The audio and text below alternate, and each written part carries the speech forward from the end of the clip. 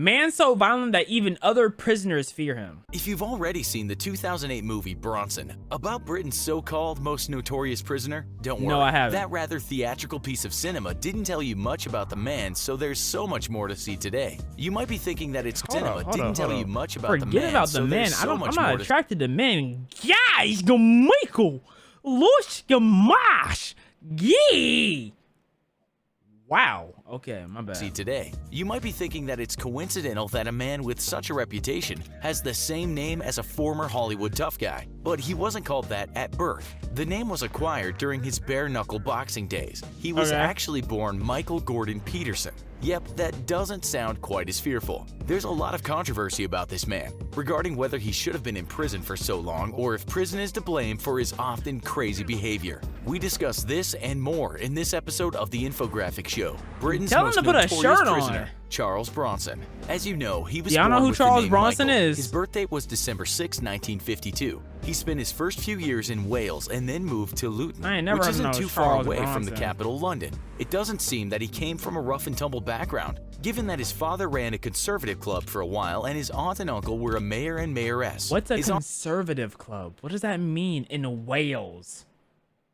What's happening at a conservative club in Wales? Aunt actually once said this about him. As a boy, he was a lovely lad. He was obviously bright and always good with children. He was gentle and mild-mannered, never a bully. He would defend the weak. He might have defended the weak, but it seems his penchant for violence and crime started early in life. After he moved up north at the age of 13, it seems that that's when trouble started. At that age, he was charged as a juvenile for stealing, and it said he was part of a gang. He didn't much. I was gonna say for stealing what, but then they say he's part of a gang, and I'm like, okay, because I'm like, if he really out here stealing chocolate, and he got if he's got a juvenile for stealing chocolate, that is insane. Much enjoy school and soon left to start working at an early age. His first job came when he moved back down to Luton. This was a very short 2-week stint working in Tesco supermarket. Apparently, he was fired for attacking his manager. What? After this, it seems, crime became second nature to young Michael. He got in trouble for criminal damage, but got off with a fine and some probation. He had lots of jobs, mostly related to labor or factory work,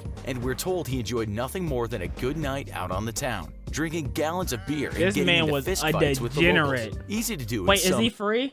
This man sounds like a lovely person. He just wasn't raised in the right circumstances. That's all it is. He just was not raised with the proper care that he needed. Areas of the UK. He likely wasn't short of foes on the mean streets of Luton. Gotta go to work. One of his jobs, we're told, was a circus strongman, so he was likely a hard man to fight. He got in trouble again after crashing a stolen lorry, or a truck, into another car, but again got off with just a fine, as no one was seriously hurt. At this point, he is still in his teens. Yet again, he got into trouble, and at this time aged 19, when he was involved in a smash and grab, which is basically smashing a car into a shop front and getting as much as you can. Again, he got off with just a fine and a suspended sentence. What? Is this because of Wales laws, or does he just have such pale skin, such pure pale skin, that they're like, all of these are just accidents? At that point, like, you can't even say that. What connections does his family have? This is ridiculous. Age 20, perhaps, he got his chance to join what is sometimes called the straight and narrow, as he met a girl and got married. But apparently, she quite liked his tough guy persona, his tailored suits, and the fact that he spoke in a Cockney accent. They had a child and called him Michael Jonathan Peterson. According to the British press, the son is very private and has never spoken publicly about his notorious dad, so we can't tell you much about him. Moving on, now 22, Michael was arrested for armed robbery, and at this time the judge came down hard. He got 7 years, but prison wasn't exactly a place he liked being, it seemed. During his first stint in prison in Liverpool, bro. And then, of course, you have this woman just backing up everything he's doing. Does he have no form of guidance? Like, did we hear anything about his father or anything? Cause what is this? He attacked 2 other prisoners, and we're told he wasn't provoked. That got him time in solitary, something he would see much more of later. He was then transferred to prison in Hull, and again had issues with guards and prisoners. They gave him sedatives to calm him down, which apparently made him very ill. He also spent more time in isolation, and he was said to be a very difficult prisoner. Cause there's no way he's getting away with this, and he's small. He has to be like 6'7", 280. On occasion, he was out of solitary, he attacked a prisoner with a glass jug, and he was convicted of unlawful wounding. Yet again, he was moved, this time to the tough Armley jail in Leeds, a foreboding-looking place if you've ever seen one. So there he was, now serving time in what looks like a medieval castle. Even in 2018, the place is said to be the place with the highest rate of people taking their own lives. Dang. And in the press right now, it's said it's still very much an unsafe place for both prisoners and staff. Back in the 70s, it can't have been a holiday. But it seems he was too much for Armley, and he kept moving between a number of prisons, sometimes chained to the floor of the vans he traveled in. It's said if not in solitary, he would attack prisoners and guards. It's also said he incurred numerous vicious beatings from the guards after an attack. What is you might have wrong seen with that in the him? movie, which depicts these guards having to tackle him in numbers. During one time in solitary while recovering from a beating, he got divorced. We imagine this might have been a low point, but it's said that one thing that kept him going was his solitary workout routine, keeping him healthy and fearsome. His book, I mean, shit, I would have never got with him with the way this man act. She should have left years ago. Solitary Fitness, which he wrote Shouldn't after have had a many kid years with them. inside, has sold millions of copies. Reviews are actually very positive. Wait, what? Workout routine, keeping him healthy and fearsome. His book, Solitary Fitness, which he wrote after many years inside, has sold millions of copies. Anybody just gets money. Anyone. Absolutely anyone just gets money. It's like what you do don't matter. What you do as who you are as a person just don't matter at all. It's insane. Reviews are actually very positive, although people talk about how strange the book can get at times. Profits from the book, says the media, go to children's charities. The British press tells us that his strength was quite unbelievable. He once bent the cell bars with his own hands, and it's said he holds 6 world records for strength and fitness. Another unofficial record he has set is the most prison rooftop protests by any British inmates. But right now, we're still in the 70s. He bent the bars with his arms. Okay, y'all have all types of folklore and ancient legends. No, the fuck he didn't. No, he didn't. And a long way from fame or infamy. While in prison in London, he tried to poison an inmate, and it seems that was the straw that broke the camel's back. Enough with prison, he was transferred to a psychiatric facility. But guess who he met there? 2 of Britain's most ruthless gangsters, the Cray twins. He called them the best 2 guys I ever met. That friendship didn't last long though, as he was moved back to prison. What followed was more solid. He said the Cray twins? I'm curious. Hold on. Cray twins. I'm curious about that. Solitary, escape attempts, attacks on prisoners that ended with lifelong scars, more attacks, and finally, when the authorities were sick and tired, he was sectioned under the Mental Health Act. He was no longer just a criminal, but mentally ill. In 1978, he was again in another special facility, but it seems he didn't much like being forced to take medication, and wasn't keen on the fact that he was surrounded by some of Britain's most disturbed people. Men who would never leave the facility because they had done things to people we will not talk about. Yep, he didn't like some of these terrible men, and at one point was said to be about 5 seconds away from killing a fellow patient or prisoner.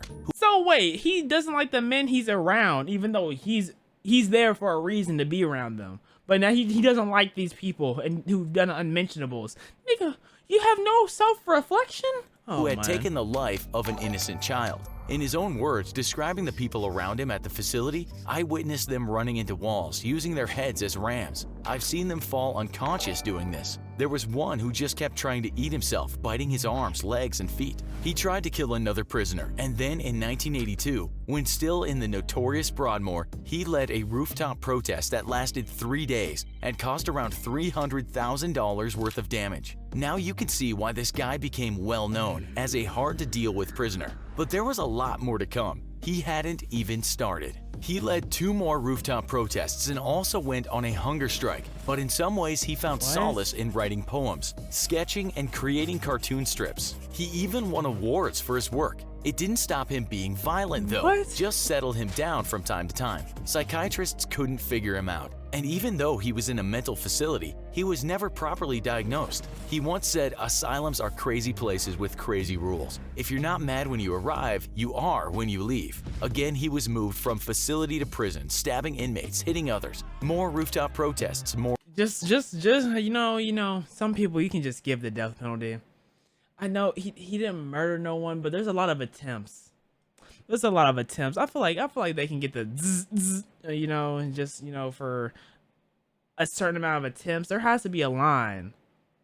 Because just because they bad at killing them don't mean they don't deserve the penalty. Just because they can't execute on what they planned on, you feel what I'm saying? more isolation, more beatings from the guards, more medicine, and perhaps his piece de resistance, he once strangled a prison governor. What does his After family that, think he about was him? not allowed out of isolation until he finished his sentence. He got out of prison in 1987 and almost immediately got turned out? to crime. Although his first offense was quite comical, he bought a water pistol and modified it a bit, after which he forced a man at water pistol point to drive him to Luton, his favorite spot. There, he started bare-knuckle fighting and earned the nickname Charles Bronson. He actually What? legally changed his name to this. Was this the start of a life on the outside? ET Boy Maggie on God 69,420 cheered. X 100. Nah, he is weak, I would beat him up. Facts. He don't want these problems. But if he's free, I promise you, I do not want any form of problems with you. I am a pacifist. I've never been close to a jail, let alone prison. But if he's locked up, yeah, he can take this. Not a chance. It's written that he would fight anyone and even challenge the king of bare-knuckle fighting, Lenny McLean. It seems Lenny wanted no part of him, or at least when he agreed to fight, it was too late as Bronson was back in prison. In another fight, he was challenged to go against a large Rottweiler. He killed it and said later in life that he What? really regretted that. It was cash in hand though. He was only out of prison months and was back inside again for What the hell did Rottweiler do? Who paid him to box a Rottweiler, bro? Okay. I'm not believing none of these stories, bro. robbery. We won't go into details, but he fought again, attacked prisoners, guards, and had more time in solitary, was moved, and occasionally tried to start riots. In 1989, he was attacked himself, stabbed in the back several times, but he recovered. He wouldn't tell the police anything about his attackers. In 1992, he got out for the grand total of 53 days. Jesus. He was jailed but got off. Then he was arrested again for having a shotgun and His life is prison. Like does he like it? Is prison that good of a place to him? That is his life. Prison. conspiracy to rob. It gets crazy here, because while on the remand, he took a librarian as a hostage. While negotiating with police, he had 3 demands: an inflatable doll, a helicopter, and a cup of tea. What do you Yep, need heard an inflatable that doll right. for? He was given 8 years despite saying the gun was to blow off his own head. It wasn't the first time he had contemplated taking his own life. He was difficult again, transferred from prisons, and at times was left naked for many days on end in dark isolation. At one point, he was put in the worst spot in any prison in the UK, something called the Hannibal Cage, that had been created for another prisoner who had once killed inmates and was said to have spooned out one person's brain and eaten it. Even though at one point he attacked a governor, it's said he got much better after being allowed to interact with handicapped children. He also kept up his cartoon. Oh, innocent grown people, it's a problem, but Lord, for now they handicap and they can't move and they kids. Oh yeah, that's where I want to be at. Y'all trust this psycho around children? Like, how did y'all put him in the situation to be around handicapped kids? Handicapped too? They used them as sacrifices.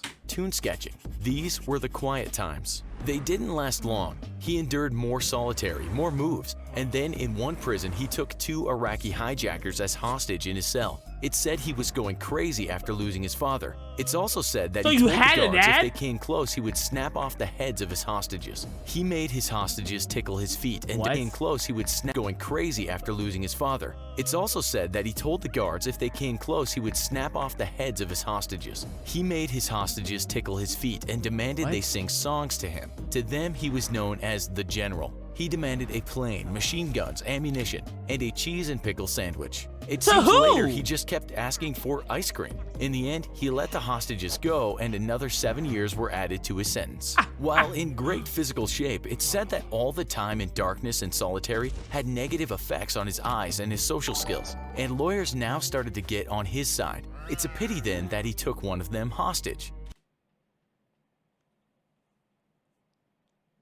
He took a lawyer hostage.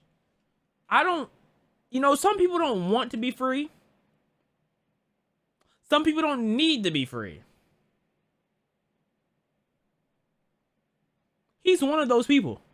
He let him go quickly though, but after one civilian worker criticized his drawings, he took him hostage too, and then started ripping up parts of the prison. What else? Well, after the millennium, he got married again, converted to Islam, changed his name and took another hostage, wrote a book, sketched a lot, and then changed his name to Charles Arthur Charlie Salvador, out of respect for his favorite artist. The movie came out and he became a household name. Until then, not many people knew about him. Thousands of people around the world started to support him, saying even though he had been a bad boy, his incarceration had just gone on too long. But he couldn't stop messing up. In 2014, he attacked another governor. That same year, his artwork went up for auction, and his 200 pieces, often dark in nature, fetched around £30,000. Bronson donated a large part of this to the brain tumor charity and Keach Hospice in Luton. Are you a good person or are you bad? Cause why you keep, how many hostages have you had in your life? Like choose a side. Said the old him was now dead, and he was born again as the artist Salvador. He created more works too, donating to other charities and one-time Oxford's homeless. He also got married to an actress in 2017, and she's hoping to see him out soon. In total, out of the 44 plus years he served, 36 of them have been in solitary confinement, sometimes without light. In 2018, it was 36 years of solitary?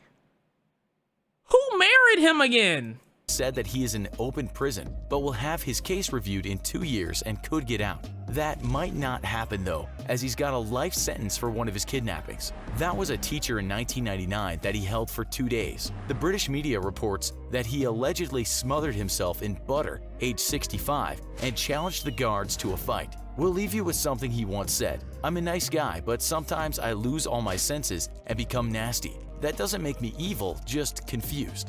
He's not evil, he's just confused. Okay.